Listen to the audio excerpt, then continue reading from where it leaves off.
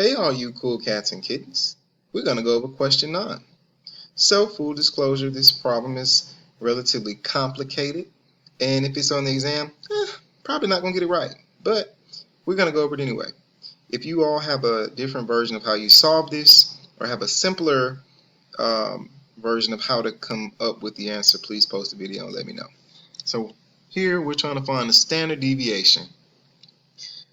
An analyst believes that economic conditions during the next year will either be strong, normal, or weak, and she thinks that the Corrigan company's returns will have the following probability distribution. So we're given a probability distribution with corresponding probabilities. All right. So I'm going to plug this into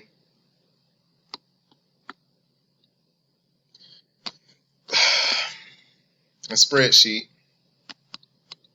Of course, you're going to be solving by hand unless you're allowed to use Excel for the exam. So you would just do exactly what I'm doing on paper. Well, not really exactly, but kind of, sort of.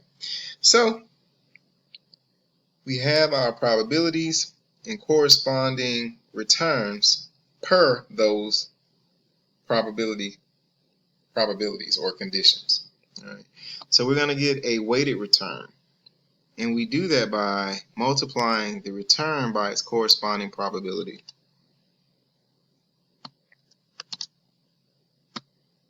Okay? And we do that for each of the conditions. So return times probability. Return times probability. Now, the sum of these values, the weighted returns, will give us our expected value, or our mean. So if we sum those up, we're given our mean. So now the next step, and what we have to do next is, and that was very repetitive, but you get what I'm saying. We have to subtract the mean from the return.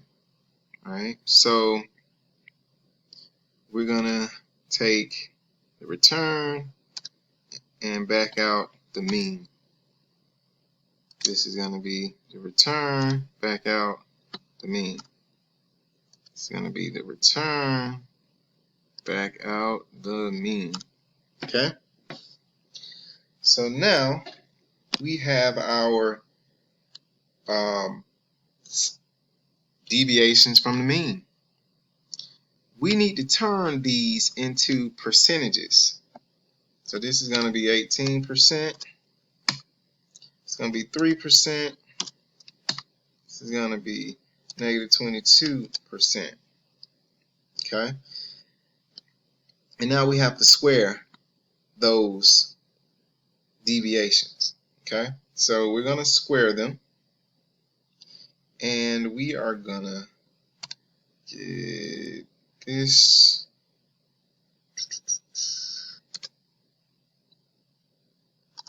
Okay.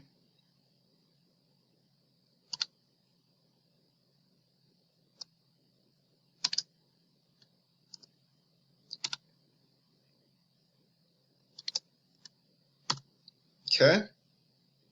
So now we have all of our squared deviations. Okay. What I'm going to do next, I am going to sum all of these squared deviations. Okay? We are given, scratch that, we are not going to sum this. Told you this was a complicated problem. What we're going to do now is we're actually going to have to end up multiplying our squared deviations times their probabilities. So we're reintroducing them to our probabilities. So this is what we're going to do. This times this Okay. We're going to do the same. This probability times the squared deviation. We'll do the same for the last probability. Okay. So now if we sum those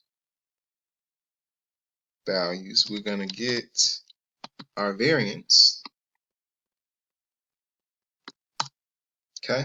So now that we have our variance, in order to get the standard deviation from our variance, we take the square root of the variance. So we take the square root of the variance. We are given 15.68. So from our answer choices, C would be the correct answer. If I were you, in order to do well on this question, I would just keep practicing doing this problem over and over and over again, maybe like 5 times until the process is down. Maybe even write the process down, just so you have it in the back of your brain and on paper, so whenever you get to the exam, you can kind of remember it. Perfect.